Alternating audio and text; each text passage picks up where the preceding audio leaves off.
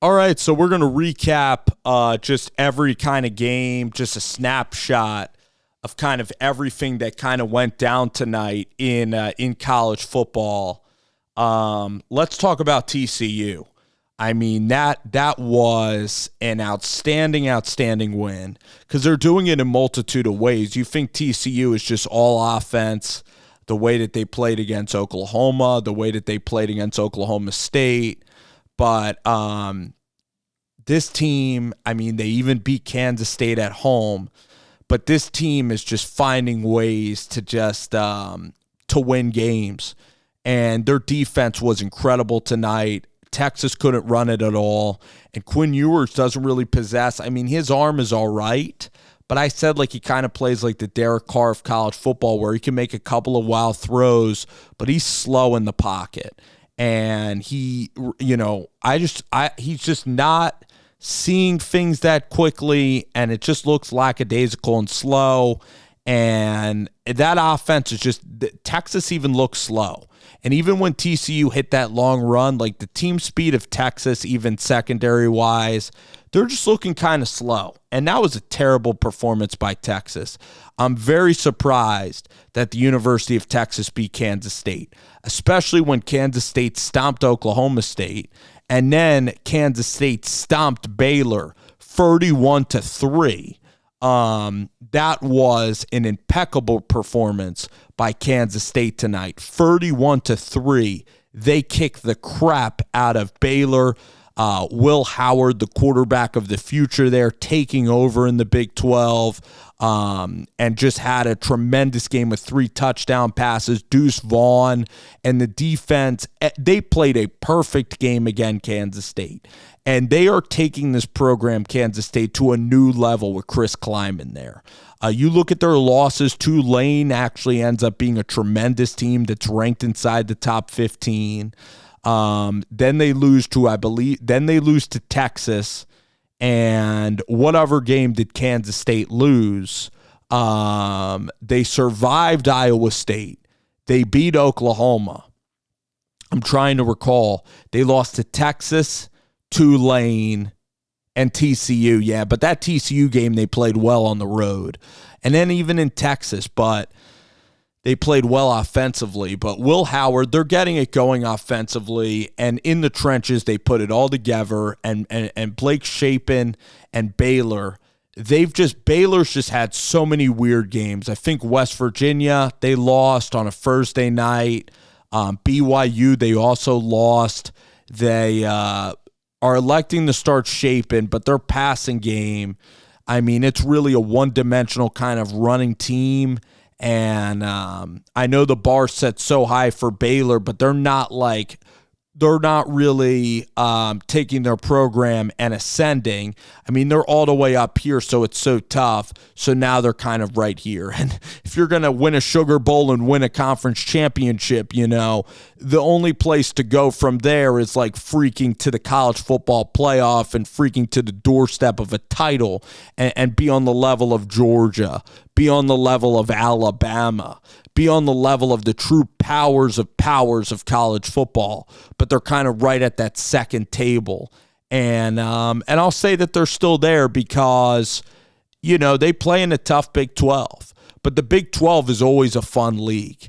And today we saw just so many interesting results. I'd say Kansas State smacking the living dog crap out of Baylor was an incredibly interesting result. And Kleiman and those guys, they are rolling. And if they can get to 9 wins this year, holy smokes, would that be something. Other results in the Big 12, Brent Venables continues to lose year 1. And this was not a good loss. Jeff Lebby's a very up-tempo offensive coordinator like Josh Heupel. Dylan Gabriel I think he's a pretty good quarterback. Now, he might not have the arm strength of some of the other quarterbacks his size, like DTR's a better passer, 6 feet, or Delara's also 5'11". But again, and then also Oklahoma on the ground is just not that prolific on the ground, really. So, and then defensively, Garrett Green with a real coming out party for, I believe, the sophomore from Tallahassee who's bounced up and down. He might even be a junior, but Garrett Green, I believe, has 2 more years of eligibility remaining. So for Neil Brown, this is huge for Neil Brown in any attempt to save the job. It's also big for Graham Harrell if the team wants to look at Graham Harrell if they don't like Neil Brown. But Garrett Green should probably be the guy going forward. He is the future. You're 4-6 right now. You want to get him in a rhythm. All right, JT Daniels is going to try to play professional football. He's been in college for about 4 years on his third school. It's time that you allow Garrett Green to take this momentum forward for West Virginia. He played great, utilizing his legs, also hitting clutch third and long conversions. The throw game's looking better. Just like Will Howard, he's actually really ascending. So both Will Howard and Garrett Green are both guys that have taken their games to new levels. At least for this week, Garrett Green was that good. So Texas, Quinn Ewers, just not there. I thought Texas would win tonight. I thought they'd take that step going to the Big 12 championship. I don't know if they can anymore. They did beat Kansas State, so I'm not sure if they're going to be there anymore. It's a hodgepodge of teams. You have Oklahoma State still maybe in it.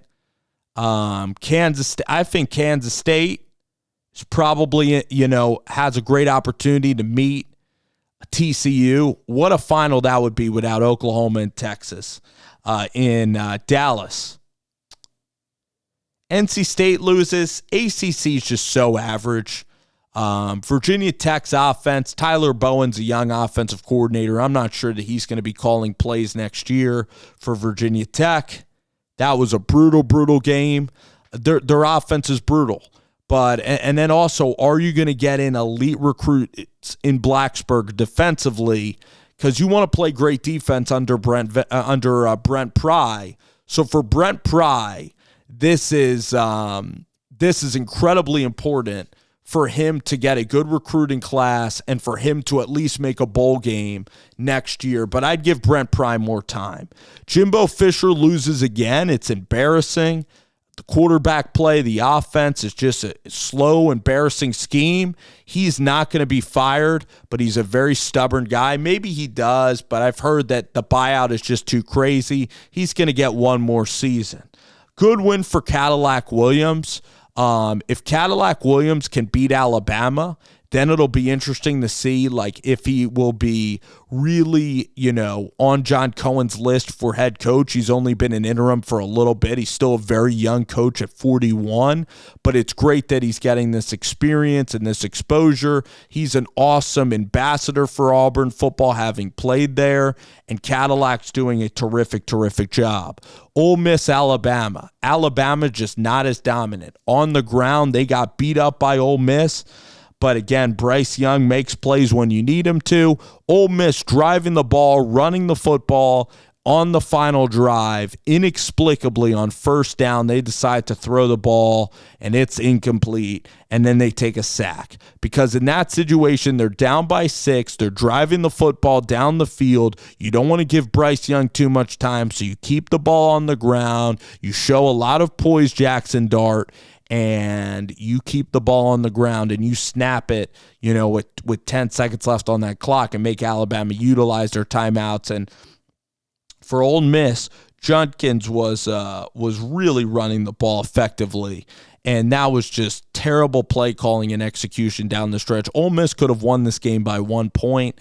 Alabama, again, is just not very good. Ole Miss is okay at football this year. They're a pretty good SEC team. Alabama is like a good team. They are not in that upper echelon this year. But I'm going to give TCU a lot of credit going on the road and beating Texas. And now with all the shenanigans out in the Pac-12, I'm going to put TCU. I mean, USC, I guess their one loss at Utah. They're going to have a decision to make, a one-loss TCU if they lose at Baylor or if they lose in the Big 12 championship. if they run the table and go undefeated in the regular season, because the Big 12 is freaking good. And we're going to have a decision here between Tennessee, Michigan, or Ohio State at one loss. So Georgia, and I'm going to say Ohio State are locks. Harold Perkins was amazing today for LSU. That was another storyline of the early games. Mickey Joseph in Nebraska, they get beat today. Not a surprise. Michigan's really good, and Nebraska's on a backup quarterback. Purdue with a nice win. So the Big Ten West is just absolutely crazy.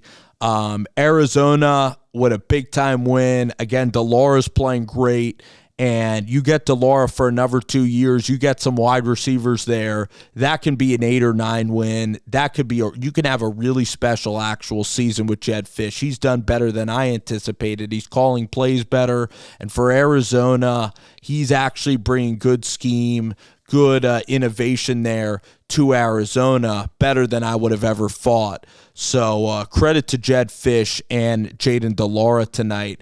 And Arizona, they played great. UCLA is just fine. They could have lost to Southern Alabama as well. Interesting developments in the Pac-12, but with Oregon losing, it looks like they're going to cannibalize themselves, and Oregon could still win the Pac-12. But really no dominant teams out there. The most crazy surprise was TCU's defense just being absolutely lights out today. That is the shocker, is that TCU is still standing. I mean, after it looked like Texas Tech was going to come at TCU and then Baron Morton gets injured, or Kansas State or West Virginia had them to a 3-point game. And this was the week I thought, okay, they're going to get got this week, but they shut down the run. They played amazing. And Sonny Dykes, I thought Sonny Dykes was just going to be the version of Cal, where they were going to score a lot of points but have no defense whatsoever. And that was not a Sonny Dykes typical defense. This was an incredible statement win by TCU. And I believe somehow I want TCU in the playoff. I think it's great. I think they're so deserving after beating Oklahoma State when Oklahoma State was very healthy and they were down by 15 points. And it's been a magical season with Max Duggan at the helm, beating Iowa State, going to Kansas. I mean, the Big 12, there's no easy games. So, I look at the Big 10 and Michigan. Yeah, Michigan is the name brand, the big school up north, right? They have a huge fan base, much bigger than TCU. You're going to get more eyeballs and make more money. It's unfortunate the way that is. More people would rather see Michigan than TCU, but I'm hoping the underdog TCU, if Michigan were to lose to Ohio State and TCU were to lose a game and still win the Big 12, like even if TCU, they could lose to Baylor. It's possible Baylor's going to play a lot better.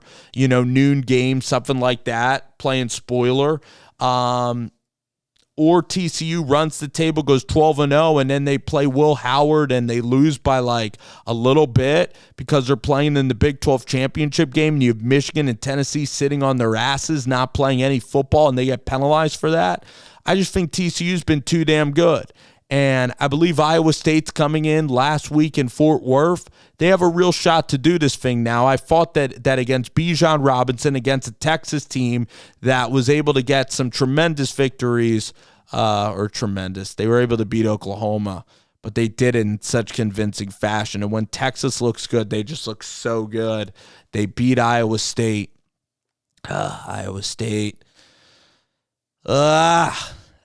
West Virginia. You look at Texas now, it's just crazy, this whole team. They go on the road to Kansas State. That is their best win. Did they play Kansas yet? But, the thing is with Texas is, Bijan is just so special. And they play Alabama, and now you see the warts of Bama. So now Texas just looks like looks like they're just in the same kind of, just a little bit of an uptick from last year. They're right here. Where Baylor freaking has gotten fervor. Baylor's right here. Kansas State, it's so disappointing that Kansas State lost to Texas, because Kansas State is just such Kansas State's a better football team this year. You watch the games, Kansas State's a better football team than Texas. But yet at home, they just played terrible at home and lost that game. if they did that again on a neutral field, like Kansas State just, I guess, week to week. Maybe Texas has a higher ceiling, but week to week, Texas is inconsistent, and they do not play week to week very well. They just don't. Texas Tech, they let teams back in. They do not play consistent football at Texas. Like, K-State's more consistent. Of course, you have TCU. Who else in the Big 12 is really phenomenal? I mean, Texas Tech is still a very tough out.